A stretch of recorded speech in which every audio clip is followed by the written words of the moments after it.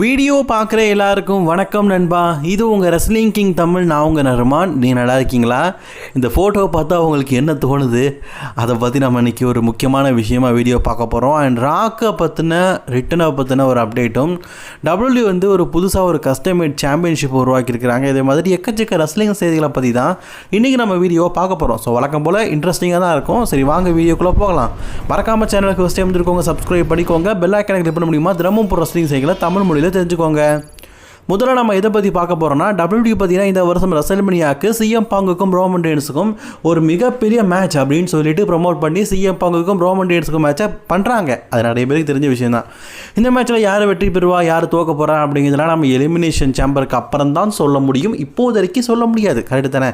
சரி, இப்போ இதில் பார்த்தீங்கன்னா ஒரு மிகப்பெரிய சர்ப்ரைஸ் பண்ண போகிறாங்களாம். இந்த மேட்சை நம்ம ஒதுக்கி வச்சுட்டு ராக் விசிஸ் ரோமன் ரெயின்ஸ் மேட்சை பற்றி பார்ப்போம். ஆக்சுவலி இந்த வருஷம் டபிள்யூ வந்து சிஎம் பாங்குக்கும் ரோமன் ரெயின்ஸுக்கும் ஒரு பெரிய மேட்சை ப்ரொமோட் பண்ணுறாங்கல்ல, அதே போல் சவுதி அரேபியாவில் நடக்கிற போகிற ரெஸ்ல்மேனியாவில் ரோமன் ரெயின்ஸ்க்கும் ராக்குக்கும் மேட்ச் நடக்க போகுது. இதை ராக்கே ஒரு ஹிண்டிங்கில் சொல்லியிருப்பார். என்னுடைய ரிட்டையர்மெண்ட் அப்படிங்கிறது 2027 ரெஸ்ல்மேனியாவில் இருக்க வாய்ப்பு இருக்குது அப்படிங்கிற மாதிரி சொல்லியிருந்தார். டபிள்யூ வரலாற்றில் பார்த்தீங்கன்னா ரொம்ப நாளாகவே தடுமாறி தள்ளி போயிட்டு இருக்க ஒரு மேட்ச்னு கேட்டிங்கன்னா அது Roman Reigns versus rock match தான். ராக் இதுக்கப்புறமா மேட்ச் விளையாடவே போகிறது கிடையாது. கடைசியாக ஒரு மேட்ச் விளையாடுறனா அது கண்டிப்பாக ஒரு பிரதர் கூட தான்.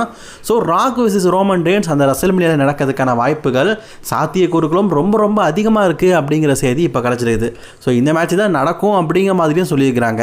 Rock versus Roman Reigns WrestleMania 2027 நடக்கிறதுனால அதோடைய ப்ரீ முன்னோட்டமாக, அதாவது ஃபேஸ் ஆஃப்னு சொல்லுவோம்ல, அதோடைய ப்ரீ முன்னோட்டமாக பார்த்தீங்கன்னா இந்த வருடம் நடக்க வாய்ப்பு இருக்குது அப்படிங்கிற செய்தி கிடச்சிருக்குது. அதாவது நான் சொல்கிறது உங்களுக்கு புரியுதான்னு தெரில. இப்போ ரோமன் ரெயின்ஸ்க்கும் சிஎம் பாங்குக்கும் ஒரு மேட்ச் நடக்கல. இந்த மேட்ச் நடந்து முடிஞ்சதுக்கு அப்புறமா பார்த்தீங்கன்னா ராக்கு வந்து ரோமன் ரெயின்ஸை ஃபேஸ் ஆஃப் பண்ணுவார் அப்படிங்கிற மாதிரி சொல்லப்பட்டிருக்குது. அப்படி ஃபேஸ் ஆஃப் பண்ணும்போதே மக்கள் மத்தியில் ஒரு பெரிய ஹைப் உண்டாகும். சவுதி அரேபியா மக்கள் இதெல்லாம் பார்க்கும்போது எவ்வளோ ரூபா செலவானாலும் பரவாயில்லடா, கண்டிப்பாக டிக்கெட் எடுத்து இந்த மேட்சை பார்த்தே ஆகணும்னு சொல்லி முடிவு பண்ணிடுவாங்கல்ல, அதுக்காக ஒரு ப்ரீ முன்னோட்டத்தை பண்ண போகிறாங்க அப்படிங்கிற மாதிரி சொல்லப்பட்டிருக்குது. ஸோ இது இந்த வருடம் ரெஸ்ல்மேனியாவில் நடக்கிறதுக்கு வாய்ப்புகள் அதிகமாகவே இருக்குதுங்க. நம்ம பிராக் லெஸ்னரோட பொண்ணு மியா ரசலரை பற்றி உங்களுக்கு தெரியும்னு நினைக்கிறேன். அப்படியே கொஞ்சம் கலரு, முடி வளர்ந்துருக்குது, அம்புட்டு தான் வித்தியாசம். ஏன்னா பார்க்கறதுக்கு பிராக் லெஸ்னர் மாதிரியே தான் பிராக் லெஸ்னரோட பொண்ணு இருக்கும். லேடி பிராக் லெஸ்னர் அப்படின்னு கூட நம்ம செல்லமாக நிறைய டைம் வந்து கூப்பிட்ருக்கோமே. அவங்க வந்து இப்போது ஒரு ஷார்ட் புட் பிளேயராக இருக்கிறாங்க. தன்னுடைய தந்தை வந்து மல்யுத்த வீரத்துலேயும் யூஎஃப்சிலும் ஒரு பெரிய அத்தன்டிக் ஆனார். ஆனால் தான் வந்து ஸ்போர்ட்ஸில் வந்து பெரிய ஆளாக வரணும், அதுலேயும் குறிப்பாக பார்த்தீங்கன்னா இந்த ஷார்ட் புட்னு அழைக்கப்படுற அந்த ஸ்போர்ட்டில் பெரிய ஆளாக வரணும் அப்படிங்கிறது தான் மியா ரெஸ்லருடைய ஒரு மிகப்பெரிய கனவே. அந்த கனவின் உச்சமாக தான் பார்த்தீங்கன்னா இப்போ தொடர்ந்து அவங்க வந்து பயணிச்சுட்டு வராங்க. சமீபத்தில் அவங்க வந்து பார்த்திங்கன்னா ஒரு NFL பிளேயரை வந்து என்கேஜ்மெண்ட் பண்ணாங்க. உங்களுக்கு நிறைய பேரே தெரிஞ்ச விஷயந்தான். இவங்க கூடிய சீக்கிரம் கல்யாணம் பண்ண போகிறாங்க. அதாவது பிராக் லெஸ்னரோட பொண்ணு வந்து ஒரு NFL பிளேயர் கூட டேட் பண்ணிகிட்டு இருக்காங்க. என்கேஜ்மெண்ட் நடந்துட்டு அவங்க கூட தான் கூடிய சீக்கிரம் கல்யாணம் பண்ண போகிறாங்க அப்படிங்கிறது தெரிஞ்ச விஷயந்தான். ஸோ இப்போது இவங்க ரெண்டு பேரும் ஒன்றா இருக்கிற மாதிரியும் பிராக் லெஸ்னர் சைடில் இருக்கிற மாதிரியும் ஒரு ஃபோட்டோ வந்து லீக் ஆகிருக்குது. ஆக்சுவலி இதை வந்து பார்க்கும்போது எனக்கு எடிட்டிங்காக இல்லை உண்மையிலேயே ரியலாக நடந்ததான்னு தெரில, ஆனால் பார்க்கறதுக்கு கொஞ்சம் வித்தியாசமாக இருக்குது. ஆனால் உண்மையிலேயே சொல்லணுன்னா பிராக் லெஸ்னருடைய பொண்ணை கட்டிக்கிற போகிற மருகனுக்கு இது வாழ்க்கை பூரா இருக்க தான் செய்ய போகுது. ஏன்னா பிராக் லெஸ்னரை பார்க்கும்போது ஒரு மாமா மாதிரியாக ஞாபகம் இருக்குது. அவரே பார்க்கறதுக்கு மாப்பிள்ளை மாதிரி தாங்க இருக்கார். உடம்பும் சரி, அவருடைய பாணியும் சரி, அந்தளவுக்கு ஃபிசிக்கலி சூப்பராக இருக்கார். ஸோ அவர் ஒரு வேளை தான் பொண்ணை எவன் கட்டிக்கிட்டாலும் இந்த மாதிரி தான் வாட்ச் பண்ணிகிட்டு இருப்பார் போல இருக்குது. பின்ன தந்தை இல்லை, தந்தை ஸ்தானத்தில் அதுவும் தன்னை மாதிரி இருக்க பொண்ணு கண்டிப்பாக பாசம் இருக்க தான் செய்யும். ஸோ அதனால் இப்படி வாட்ச் பண்ணுவார் போல இருக்குது. ஸோ இந்த ஃபோட்டோ பார்க்கும்போது உங்களுக்கு எப்படி தோணுது? ரியாலிட்டிக்கா அண்ட் ஃபேக்கா அப்படிங்கிறத கமெண்ட் பண்ணிக்கோங்க. அண்ட் கூடிய சீக்கிரம் பிராக் லெஸ்னரோட பொண்ணுக்கும் இந்த NFL பிளேயருக்கும் கல்யாணம் ஆக போகுது. ஜோடி பொருத்தம் எப்படி இருக்குப்பா கமெண்ட் பண்ணிக்கோங்க. இவங்களுக்கு பிறக்கிற குழந்தை மறுபடியும் பிராக் லெஸ்னர் மாதிரியே இருக்குமோ? சார்பட்டா பாரம்பரியம் மாதிரி பிராக் பரம்பரை போல். அதுக்கப்புறமா பார்த்தீங்கன்னா நம்ம சிஎம் பாங்கை பற்றி தான் பார்க்க போகிறோம். சிஎம் பாங்குடைய சொந்த ஊரான சிக்காகோவில் பார்த்தீங்கன்னா டபிள்யூ வந்து எலிமினேஷன் சேம்பர் 2026 நடத்துகிறாங்க அப்படிங்கிறது உங்களை பல பேருக்கு தெரிஞ்ச விஷயந்தான். இப்போது அதை கூட கொஞ்சம் ப்ரொமோஷன் பண்ணணும் அண்ட் கூட கொஞ்சம் காசு சம்பாதிக்கணும் அப்படிங்கிறதுக்காக புதுசாக ஒரு டைட்டில் பார்த்தீங்கன்னா சிக்காகோவில் வந்து அவங்க லான்ச் பண்ண போகிறாங்க. அந்த டைட்டிலோட பேர் என்ன பார்த்தீங்கன்னா WWE best in the world championship. Yes, நான் சொல்லும் போதே உங்களுக்கு புரிஞ்சிருக்கும். சிஎம் பாங்கோடைய ஐகானிக்கான சாம்பியன்ஷிப் ஆக்சுவலி ஜான்சனை உருவாக்குன அந்த ஸ்பின்னர் சாம்பியன்ஷிப்பை ஜான்சனுக்கு அப்புறமா நல்லா வச்சுருந்த ஒரு ஆளுன்னு கேட்டிங்கன்னா அது வந்து சிஎம் பாங்க் தானே. அதனால் சிஎம் பாங்கோடைய லோகோ, அதாவது ஜான்சனாவுடைய அந்த ஐகானிக் சாம்பியன்ஷிப்பில் முழுக்க அந்த பெஸ்ட் இந்த வேர்ல்டு கையில் அந்த இடியை பிடிச்சிருக்கிற மாதிரி அதை போட்டு பெஸ்ட் இந்த வேர்ல்டு மெக்சிகன் சாம்பியன்ஷிப் அப்படின்னு சொல்லிட்டு ஒரு சாம்பியன்ஷிப் உருவாக்கியிருக்கிறாங்க. இந்த சாம்பியன்ஷிப்பை பார்த்தீங்கன்னா WWE வந்து கூடிய சீக்கிரம் வந்து ரிவீல் பண்ண போகிறாங்க.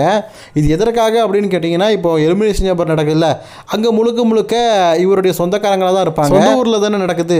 அதனால் பார்த்தீங்கன்னா இப்படி ஒரு சாம்பியன்ஷிப் உருவாக்கி அதன் மூலிமா காசு சம்பாதிக்கலாம் அப்படிங்கிறதுக்காக இப்படி ஒரு சாம்பியன்ஷிப்பை ரிவீல் பண்ணியிருக்கிறாங்க.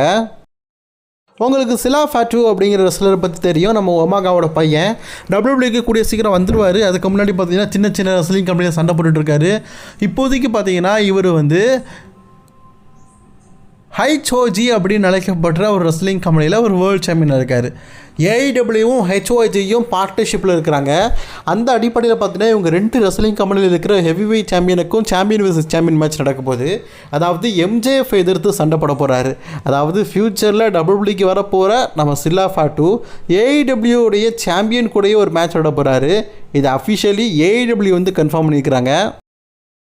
ஆண்களுக்கான எலிமினேஷன் சாம்பர் ஓகே, இப்போ பெண்களுக்கான எலிமினேஷன் சாம்பரில் யார் வெற்றி பெறுவா அப்படிங்கிறது தான் ரொம்பவே குழப்பமாக இருக்குது. ஏன்னா ஜேட்கார்களுக்கும் பியாங்கா பிளருக்கும் ரெஸ்ல்மேனியா நடக்கும் அப்படிங்கிற மாதிரி எதிர்பார்த்தோம். இப்போ அது நடக்காதுங்கிறதுனால இப்போ இருக்கிற கண்டெண்டர் கூட தான் ஒரு மேட்ச் நடக்க போதிருக்கு. இப்போதைக்கு சொல்லப்படுற செய்தி என்னென்னா, ஆல்ரெடி பார்த்திங்கன்னா டிஃபினி செஷனுக்கும் ஜெயட்கார்களுக்கும் நிறைய மேட்ச் நடந்துருக்குது. இப்போது மீண்டும் இவங்களுக்குள்ள ஒரு மேட்ச் நடக்க வாய்ப்பு இருக்குது, ஃபைனலாக ஒரு மேட்ச் நடக்க வாய்ப்பு இருக்குதுன்னு சொல்லப்பட்டிருக்குது. அப்படி நடந்தால் ரசிகர்கள்லாம் ஏற்றுக்குவாங்களா அப்படிங்கிறத ஒரு பெரிய கேள்விக்குறி. ஏன்னா இது 1 இல்லை 2 இல்லை நிறைய தடவை நடந்துருச்சு. மீண்டும் ஒருக்கா ஜெயட்கார்களுக்கும் டிஃபினிக்கும் அதுவும் ரெஸ்ல்மேனியாவில் ஒரு மேட்ச் அப்படிங்கும்போது நல்லா இருக்குமான்னு தெரில. அண்ட் ஃபேன்ஸ் பற்றியில் இன்னொரு பெரிய செய்தி என்ன சொல்லப்படுதுன்னா, WWE பற்றினா இந்த வருஷம் ரெஸ்ல்மேனியாக்காக ரியா ரிப்ளையை ரெடி பண்ண போகிறாங்க அப்படிங்கிற மாதிரி. அதாவது ரியா ரிப்ளைக்கும் ஜேட்கார்களுக்கும் இதுக்கு முன்னாடி WWEயில் ஒரு மேட்ச் கூட நடந்தது கிடையாது. ரியா ரிப்ளையும் இப்போ பார்த்தீங்கன்னா எலிமினேஷன் சேம்பரில் இருக்கிறாங்க. டிஃபினிஷேஷனுடைய மேட்ச்சு நான் ஆல்ரெடி ரீமேட்ச்சு நடந்த மேட்ச்சுன்னு சொன்னேன். அது ஓரளவுக்கு சுமாரானதாக இருக்கும். ஆனால் இதுவரைக்கும் ஜேட்கார்களுக்கும் ரியா ரிப்ளைக்கும் ஒரு தடவை கூட மேட்ச் நடந்தது கிடையாது. அண்ட் ஹைட் அண்ட் வெயிட்டு ஃபிசிக்கு எல்லாமே ஒரே மாதிரி தான் இருக்கும். இவங்களுக்குள்ள ஒரு மேட்ச் நடக்கும்போது ஃபேன்ஸ் மத்தியில் ஒரு பெரிய வரவேற்பு கிடைக்கும். கிட்டத்தட்ட 2 பேருமே ஒரே மாதிரி தான் இருக்காங்க. இவங்க கருப்பு, அவங்க வெள்ளை, அவ்வளோதான் வித்தியாசம். இவங்க அமெரிக்கன், அவங்க ஆஸ்திரேலியன், அவ்வளோதான் வித்தியாசம். ஸோ இவங்களுக்குள்ள ஒரு ரெஸ்ல்மேனியா மேட்ச் வச்சா நல்லாயிருக்கும் அப்படிங்கிறதுனால இது நடக்கிறதுக்கு வாய்ப்பு அதிகமாக இருக்குதுன்னு சொல்லப்பட்டிருக்குது. இதை தவிர்த்து 3வது இடத்துல தான் ஷார்லோட்டில் இருக்காங்க. மேக்ஸிமம் முதல்ல பார்த்தீங்கன்னா நான் சொன்ன டிஃபினி செஷன் அல்லது ரியா ரிப்ளை, இவங்க 2 பேரில் யாராவது ஒருத்தர் கூட பார்த்தீங்கன்னா மோதத்துக்கு வாய்ப்பு அதிகமாக இருக்குன்னு சொல்லப்பட்டிருக்குது. இதில் யார் கூட மோதினா நல்லாயிருக்கும் அப்படிங்கிற உங்களோட கருத்துக்களை கமெண்ட் பண்ணிக்கோங்க. அண்ட் இன்றைக்கான வீடியோவில் தான் பிடிச்சினா லைக் ஷேர் கமெண்ட் பண்ணிக்கோங்க. தொடர்ந்து வீடியோ பார்க்கறதுக்கு மறக்காம சேனலை சப்ஸ்கிரைப் பண்ணிக்கோங்க. பாய் நண்பா.